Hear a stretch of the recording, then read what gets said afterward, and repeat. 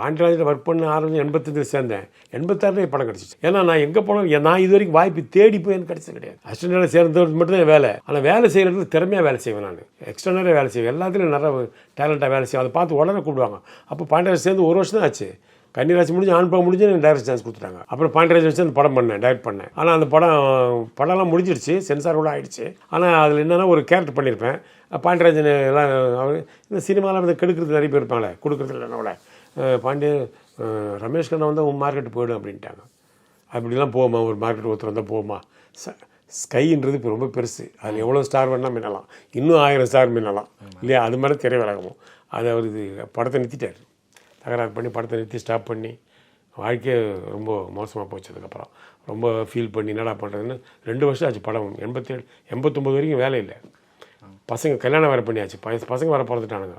அப்படி இருக்கும்போது சந்திரநாத் ஒரு டேரக்டர், அவர் வந்து பீவாஸோட அசோசியேட்டு. அவர் என்ன ஒரு ரோட்டில் பார்த்து அவர் ஏட்டிக்கு போட்டு வசனம் எழுத கடை எழுதினவர்.